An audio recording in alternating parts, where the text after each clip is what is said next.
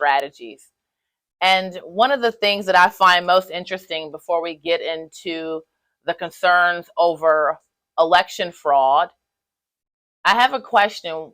At the police raid at the GBI Strategies offices, but let's put a little context. GBI Strategies, who is supposedly a voter registration organization, has received millions from the Democrat Party. They received almost $500,000 from Joe Biden himself. And now this organization, who was under investigation for potentially fraudulent voter registrations, at a police raid, they find semi-automatic weapons with suppressors. Who were they planning to shoot? Who were they prepared to shoot?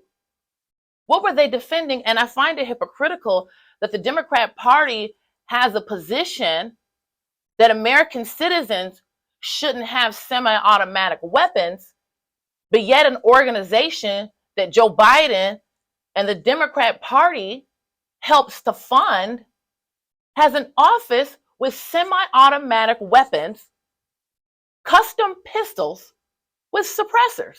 Again, who were they about to shoot? Who were they prepared to shoot? What were they protecting? That seems like a lot of firepower for an organization that was tasked with simply registering people to vote. And then I also find it interesting that it was reported today, so please correct me if I'm wrong, that the cities where GBI Strategies were operating had significant spikes in voter registrations. And then in the Muskegon investigation, where the investigation in Muskegon County, where there were 8,000 to 10,000 voter registration forms dropped off at one municipality, or many are registered. If you look at this all together, it's very concerning. Our voting rights are necessary for our freedom. Our voting rights comprise of three elements: ballot access, ballot security, and preventing illegal ballots from nullifying legal votes. Our voting rights are not just ballot access. There are multiple aspects to our voting rights. And the constant questions surrounding our election system is an absolute threat to our republic. Our election system is the only way that we, the people, maintain control over our government. This is not a partisan issue. I mean, Joe Biden admitted himself in the video. They had the most extensive and inclusive voter fraud organization in the history of American politics. I think that should concern people, considering that he was sending almost $500,000 to an organization who is being currently investigated by the FBI for voter registration fraud.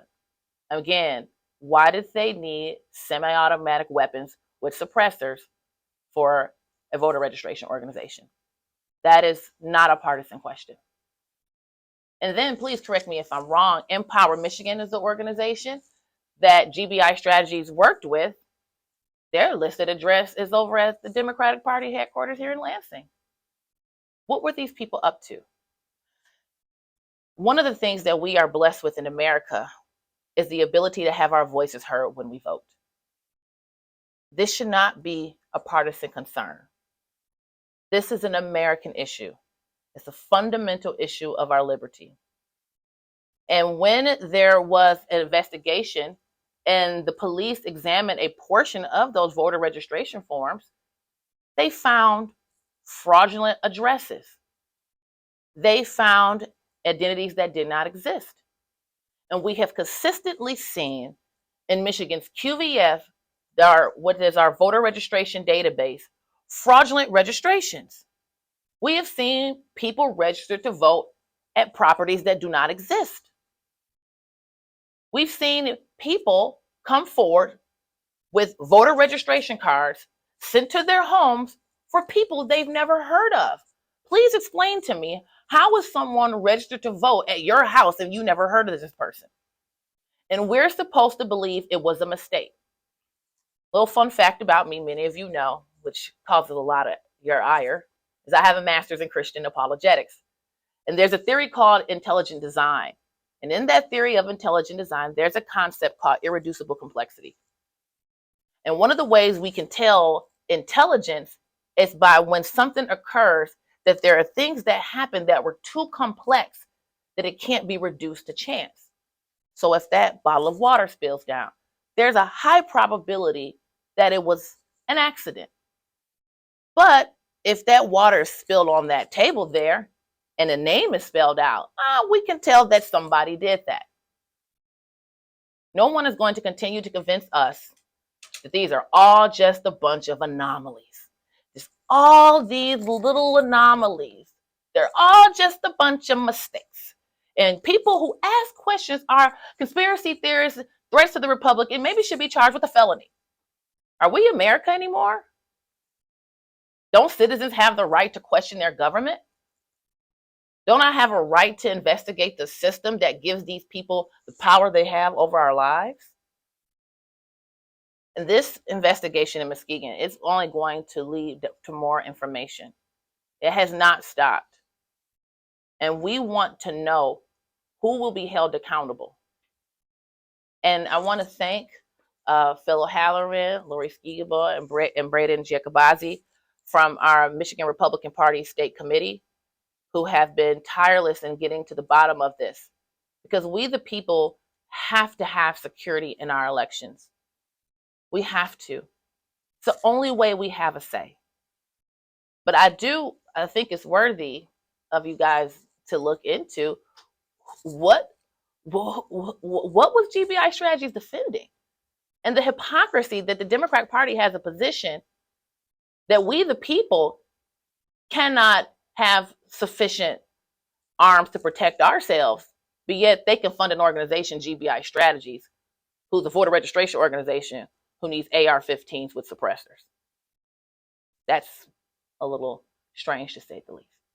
So I want to thank you all, but we're going to open it up for questions. Lori and Braden and Phil, if you guys want to come, if you have any questions for us, we will be happy to answer them. Thank you so much. Yeah, I'm sure the Attorney General says that the FBI has looked into it, law enforcement's looked into it, and that fraud was at the very lowest level. It was very similar to the collection of signatures James Craig and Perry Johnson got caught into, where people were just scamming the system to try and eventually make money. And so that GBI Strategies was actually the victim in this case, that their own employees were scamming them. Does that seem plausible to you that could happen? It happened to the Republicans. Well, the thing about it is, for one, the difference is, one, GBI Strategies were receiving a lot of money from the Democrat Party and from Joe Biden. The second thing is, let's take a step back. Dana Nessel is not a credible individual. She threatened me with a felony for raising concerns about systemic election corruption. So when you have an attorney general who threatens citizens with felonies for stating that they are concerned that there was fraud in the election, she isn't a particularly credible individual. But I believe Braden may have a comment on that. So you're saying that these are much lesser crimes that Nessel was dealing with. And one of the things I want to point out was, and you can correct me if I'm wrong because I'm not an expert on this, but didn't Dana Nessel actually go after those people, prosecute them, and make a big issue about it, and make a big press conference about that exact issue?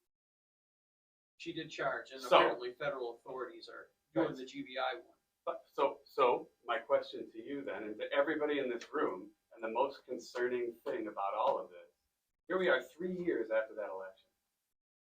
This is much more serious than those two people, I believe, that she is allegedly going to prosecute and go after. Why do none of you know about this? Why is it up to us to bring this information to you 3 years later? That is very concerning, or it should be something that makes you guys all think about it. And I want to think, this isn't the police department's fault, right? The Muskegon Police Department has been so helpful with this, and they did an amazing job, where police departments all over the country have not helped us out with this kind of stuff. They did this because it was the right thing to do.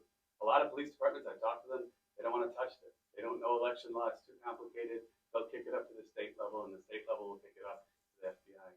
These guys did their job. We want to thank them for doing that.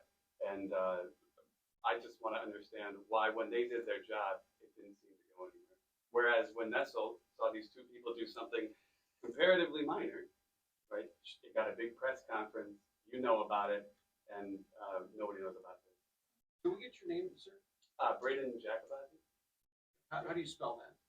GIA COBAZZI, And you're a state committee member? state committee member. Yep. Heather, Thank you for the question.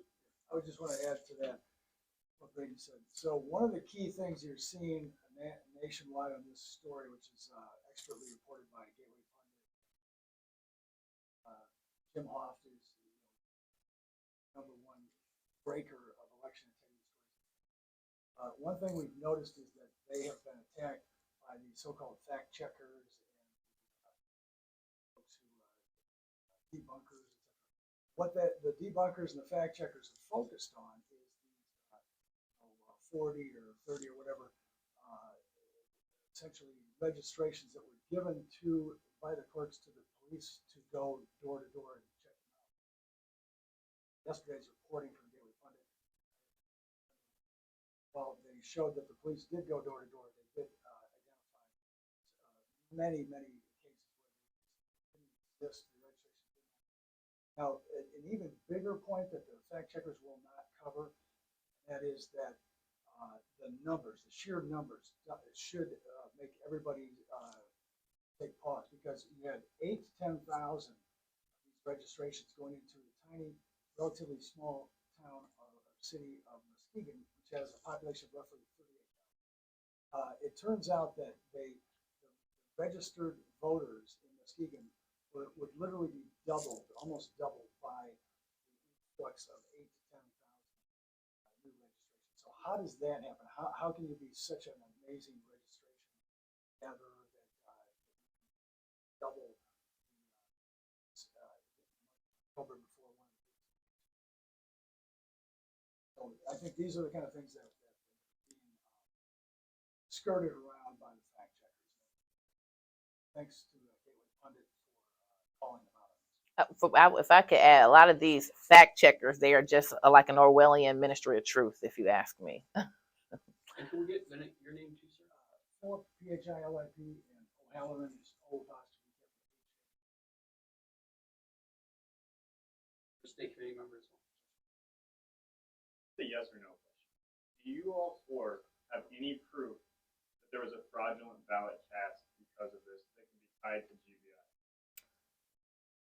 Yes or no? Right now, do you have proof that there is a fraudulent ballot cast?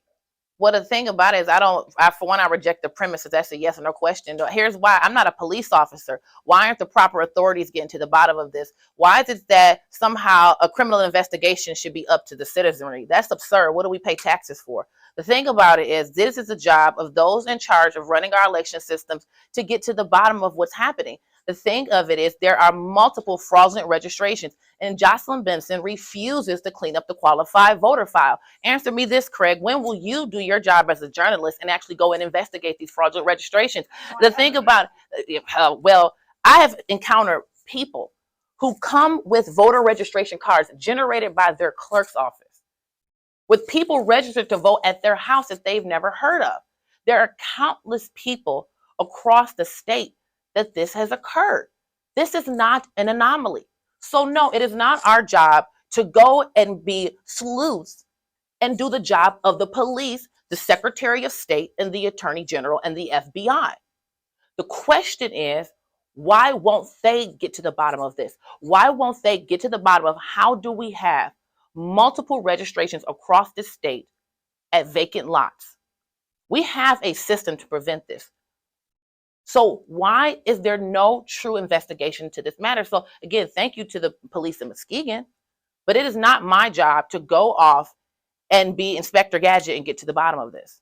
It is the job of those who receive our tax dollars to answer these questions. And just to build on that point, a fair amount of what you're looking for, we want too. We hope that you guys will go out and find this information out, but a lot of it we aren't allowed to get. It would be illegal for us to get some of this. It has to be a police officer that does it, somebody with legitimacy that we just can't have. And so I also want to thank the citizen journalists who came up with this information, Chris Kyla, Keith Hinkle, and also Election Integrity Force. You're asking about where there is smoke. Election Integrity Force is one group that I know of that has identified tens of thousands of likely or suspected fraudulent voting addresses and names.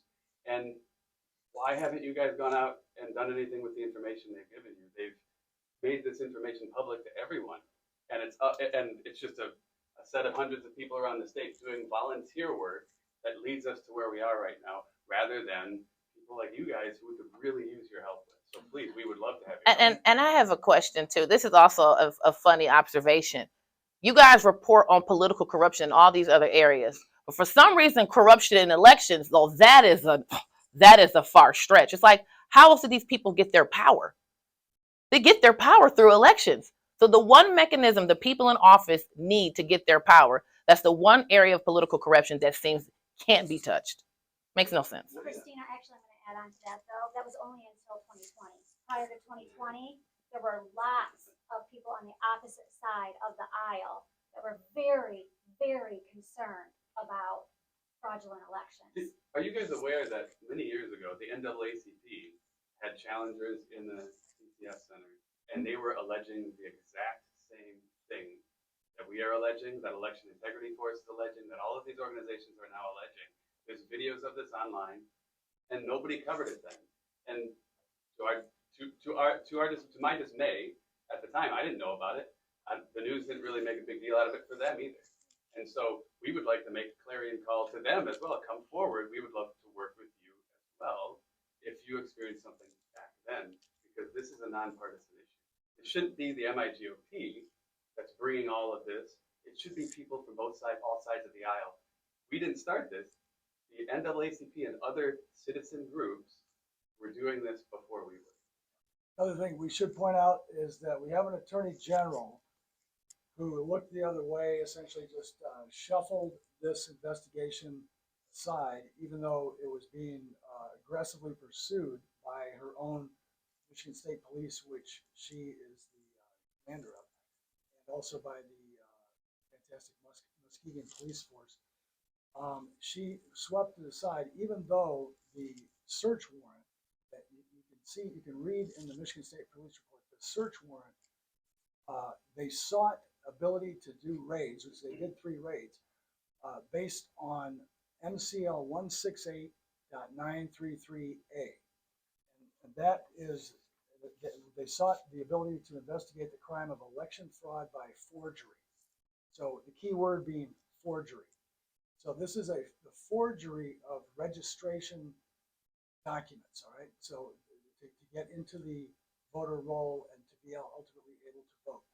So fast forward 3 years later, the same Attorney General, Dana Nessel, decides to make a huge splash and prosecute 16 completely innocent Republicans, some of the most fine and honorable Republicans that the party has put forth in this state, prosecute them, many of them in their senior years, for a fake crime of forgery, a contrived crime that she is prosecuting under color of law, not under any real thirst for justice. So I think the juxtaposition of those two approaches from our Attorney General need to be front and center in this discussion. And I'm just so glad that we have a chair right next to me, Christina Cromwell, who, unlike her predecessors, she is very, very serious about election integrity and about stamping out systemic election corruption. So we need to support her. The party needs to support her. And to Braden's and Lori's points earlier, that we really do need to have the support of everyone, we the people in the state of Michigan. So it's not just the police officers, it's not just intrepid, brave reporters, like, for example, our own Michigan's own Patty Murray. It's not just folks standing right here. It's got to be the citizens, it's got to be other investigators, it's got to be whistleblowers inside of our government if they know anything that we need to know, we the people need to know. This is what we need right now. Everybody's got to step up. Republicans need to go to migop.org. That's migop.org. You need to volunteer to join forces. Our investigative team is just one of 18 areas of responsibility in securing secure elections in the state of Michigan. So there's something for everyone, no matter what your skill set. So please come to migop.org. Speaking of whistleblowers, we might consider the clerks of Muskegon, the clerk and the deputy clerk, whistleblowers as well. This wasn't us that brought this. This was the clerks that were willing to say something when they saw a serious problem in these voter registration applications. Ann Meisch and Kimberly Young, I believe. These are the very few people that are willing to actually speak up and do something that's difficult, complicated, and might put them in hot water and give them a lot of grief. And they did it anyway. So these are the kind of people we need. And you guys, I'm imploring you to do the same. You guys have more power than they do to get a message out. You guys have more power to investigate this stuff. Craig, to your question, I don't know that fraud was committed. I can't know that. I'm not a police officer. But based on this evidence, any reasonable person would see the smoke and say it's worth trying to find out if there's a fire here. Any reasonable person on any side of the island, that's all we're asking for here, is an unbiased investigation into all of this. And an investigation into why on earth we can cover one side of the aisle and attack these 16 electors, right? But then not cover 10,000 suspected fraudulent ballot or voter registration applications, right? When the police have already done the report. We have an obligation to we have an obligation to the citizens of the state. All of us that are elected into whether a political party or into a government position, we have taken oaths. We owe it to the voters to just explore this and look at this. They deserve that. No, you're all right. I want to ask, Chair Karamo, this comparison is brought up between fraud, but I'm interested in your thoughts. One thing seems to be, 10,000 signatures that were caught before it impacted the election. On the other hand, you have people that you're defending who signed a document on a much larger scale that seemed to try to change the results of the election. So confused, I guess. Can you explain defending one side and then being upset about the fraud on 10,000 signatures? Well, for one, the thing about it is those were fraudulent registrations that were stopped in this one locality. GBI Strategies was all throughout Michigan and the country. So we don't know how many elections were impacted. And let's remember, when we talk about election fraud, I know that many of us, were up in arms. I personally witnessed fraud at the TCF Center, and how I'm standing in this position as chair is literally I was a pissed off citizen because I witnessed something firsthand, and we were being gaslighted by the media that it didn't happen, and like we all watched, we were physically there watching it occur. I say all that to say is that this is not about the presidential election. I think that is what should be important in 2020. There are so many elections on the ballot that potentially could have been impacted. There are elections that sometimes are at the local level that are decided by 10 votes, 20 votes, 50 votes. So people can sometimes look at the presidential and say, oh, well, look at this vast difference, this 1,000 or 100. But yeah, for that local mayor's race or that city council's race, sometimes those races are decided by 10 or 15 votes. So every potential fraudulent registration is of concern. And as you mentioned, this one was caught, but GBI Strategies is all over in major cities in Michigan, plus America. So we have no idea how many fraudulent registrations were actually successfully registered. And to me, you can't compare the two situations because I don't want to just obfuscate from your question. To me, those are two different situations, because the thing about it is that many of us, including myself, we witnessed fraud firsthand. And first of all, it still would have to go through the governor. So I don't want to get into the details of the 16 electors and what the differences are, because our focus is really now on how this has occurred. This group received almost millions of dollars from Democratic campaigns and individuals. And this group was running a voter registration organization where lots of the registrations were fraudulent. And upon a police raid, this group was found to have semi-automatic weapons with suppressors, and they're simply supposed to be a political organization. And they're being funded by people who do not want you and I to have those same type of weapons. Those are concerns. Can you comment, though, on the electors, because you're defending them? So I'm wondering, or you previously were defending them. Oh, yes, So I I'm am wondering defending if them, you can, absolutely. comment on those charges. And No, I will say this, that I am not an attorney. but when I look at that case and the details of that, I believe strongly that it is unjust what has happened to these electors. Many of these people are in their 80s and they're facing felony charges. And I have grave concerns that it is unjust prosecution. I'm not an attorney, but this is a matter I've dug into very deeply. But I absolutely stand with the 16 electors. Can I ask you your name or who you were? Yeah, Joey with the Associated Press. All right, Joey, that's a good question. I just want to ask you a question. So, as journalists, you guys should be looking into these 16 electors. Historically, have you ever seen anything like these 16 electors in the past? Has that ever happened in other elections? I'm not going to answer. I know That would be your job, Joey. That's your job, Joey. Now you got to know this, Joey. This is your job. Yeah, Hawaii, but I'm Okay. asking Oh, you wait, where questions. was it? Where? I know you're going to reference Hawaii because I've heard it, but Oh. I'm asking you the Okay. question. No, I'm just throwing the question back at you. So there is a historical precedent, maybe? Chair Karamo, can you give us any update on where you're at planning for a primary/caucus?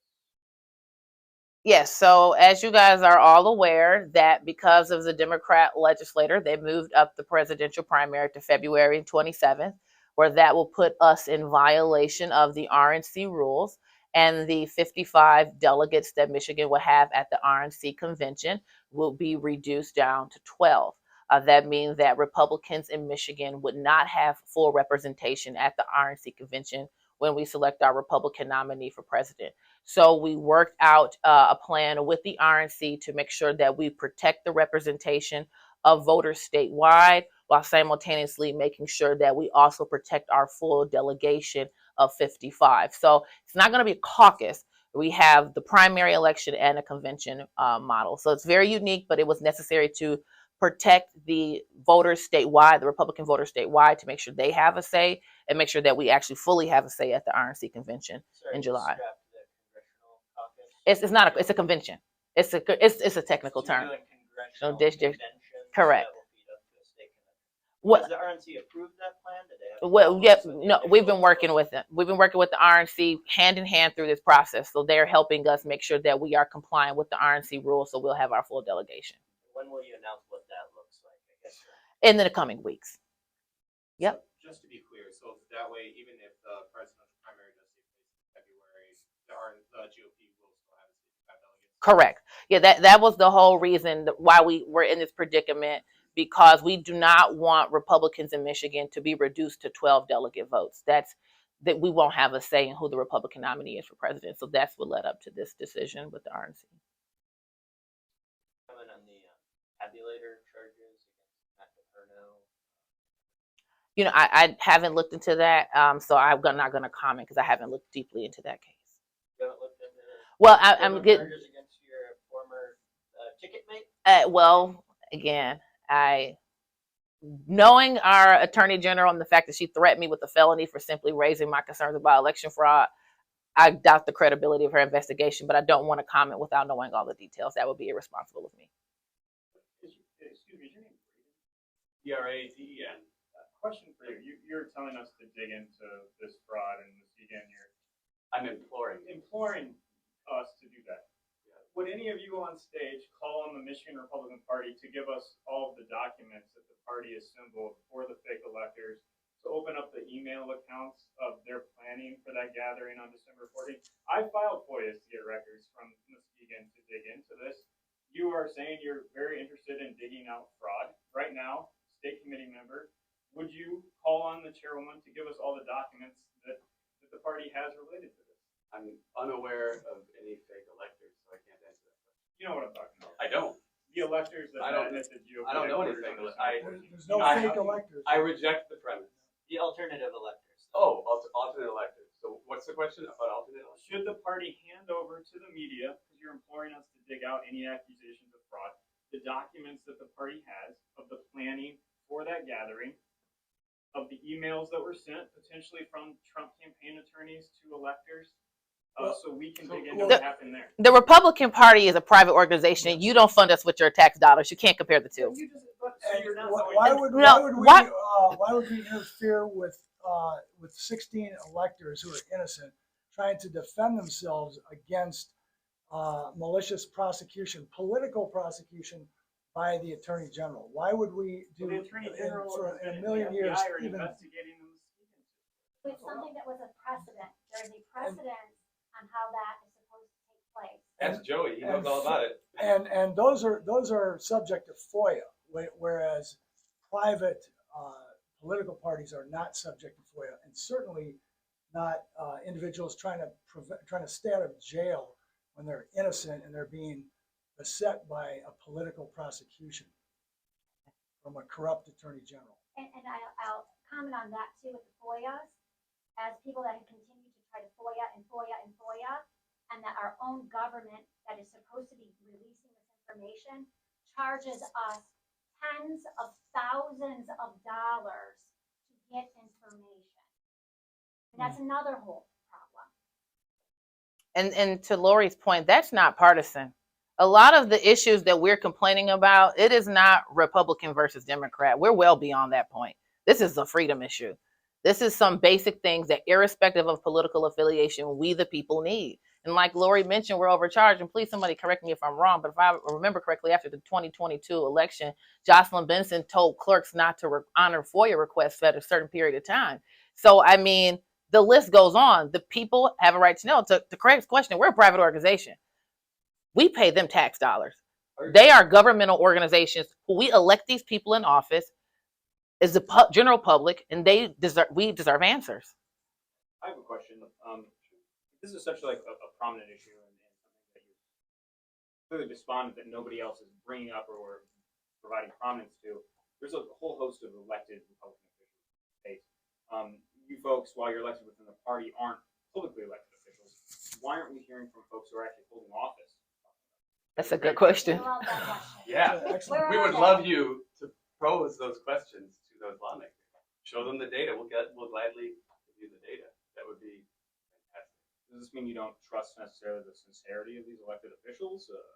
What is it? What are you trying to? It means that I would love to see you guys succeed and blow this open by talking to those guys. That is a very legitimate question. So there are elected officials in Michigan right now who are waiting to talk to us about this. I think you should try. Well, let me, and also to say this, I'm sure there are people who are concerned, but we're just saying that, I think that's a great question but there are some who are, I'm sure, looking into it. Chair Karamo, are we going to expect any new speakers to be announced for the Republican convention up on Mackinac Island? Yes, he will. And can you give us an update on how things are looking at that, and how do you feel registrations are? It's doing really great. It's doing great. It'll be a great event. It'll be something unique that hasn't been seen in the past, where we have a lot more people talking about ways to move the party forward. We are making sure that we're defending the rights of people. It's about your rights versus their rules. And what does that mean? In every area of life, we're watching the government clamp down on our rights, on our individual liberties more and more and more and more. And we're seeing an encroachment of nefarious forces in our state that is a threat to our freedom. And we are looking to inform the public. We are looking to inform Republican activists and prepare people to go out and talk to their neighbors about these issues. Because again, it's ultimately about being free. And we are looking to encourage people to be more involved in their government. Kind of to what Lori mentioned about FOIA requests. Part of the reason why we're pushing for neighborhood teams within the Republican Party, because the average citizen doesn't know how to engage their government. Think about it. We're all told to go vote. What's the other side of that story? Okay, we voted for you. We put you in office. Now what are you doing? We're going to be encouraging and educating the everyday citizen on how to actively and intelligently engage their government and to make sure that they're actually representing them. So our goal is to ensure that people have better representation, and that will be one of the many topics that we cover. Chair, apologies. No, please. Is the conference still going to be open to the media, and when are you going to tell reporters of their credentials? Because we were just talking, I've been trying to RSVP since June. I haven't heard a single peep from the party. I need to get a hotel room if I'm going to cover it. Yeah, so we'll get that to you, John. But we'll get to you as soon as possible. Sure. Can you comment on the current state of the Michigan Republican Party? There's been multiple reports of party infighting, low funds. Can you provide some, details maybe on what funds are looking like ahead of 2024 and, anything else? I think one of the interesting things, the story of our administration as a whole, is that we are a group of everyday citizens. We are not members of the political class. We're not. We're everyday moms, dads, people who just had it. And so I think it's a great story of how we took an organization that was really gutted, 3 cycles of defeat, and we are turning it around to be an organization that actually represents the people. and making sure that we get out and elect people who are going to honor their oath of office. So we're very excited for the direction that the party is going in. Are you going to have disgruntled actors? Absolutely. It's politics.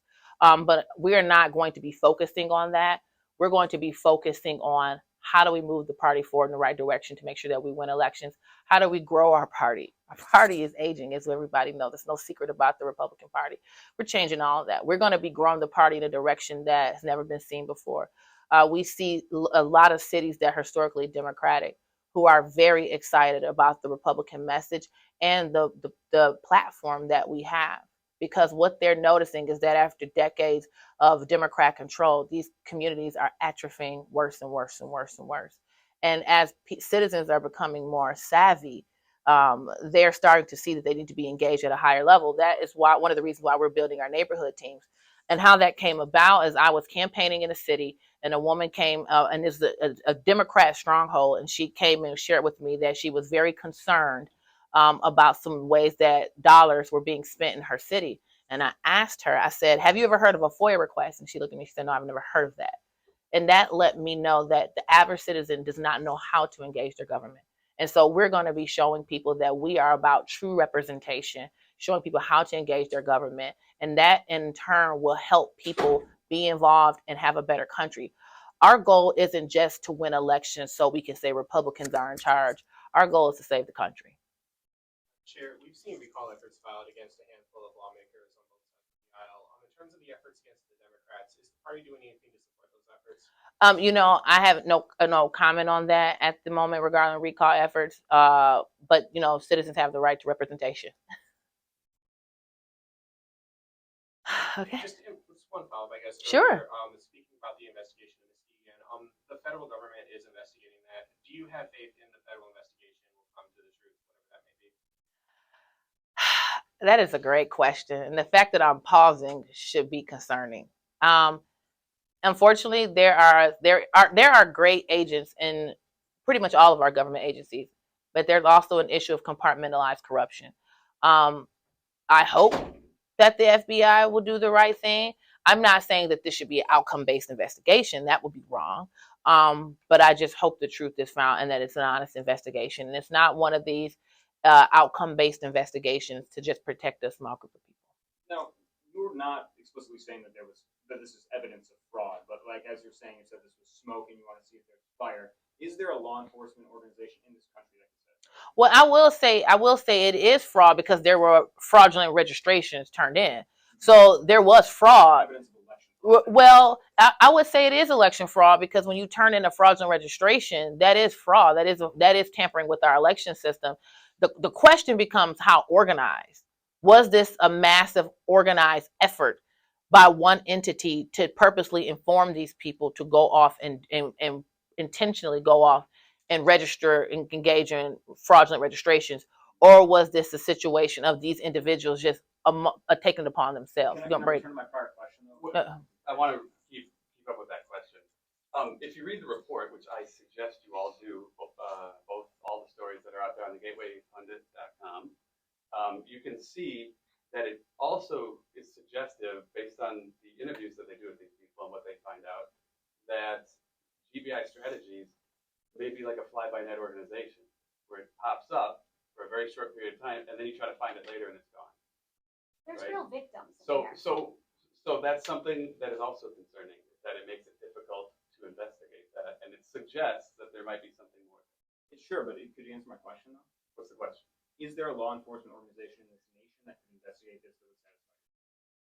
I would have loved the Muskegon Police Department in the city of Muskegon to finish up the investigation, but it becomes, with elections, it always ends up at the FBI. So their willingness to refer it to the FBI, would you then insinuate that that's also corruption? I would say it's been 3 years and we haven't seen any. I'm very concerned that no one's really that upset that there are actual victims in this report. Real everyday citizens who live in the city of Muskegon. Their information was stolen and used. It's in the report. Who's going to protect them? This is not, I'm very, very concerned. As much as I am concerned about the general elections, I'm extremely concerned about our primaries. And everybody in this room, whether you agree with me on our platform issues, you should be very concerned about the primary elections that are happening in the state. You have plans for the primaries, volunteers, as far as polling locations, coming up with 2024, are there certain plans, I guess, for?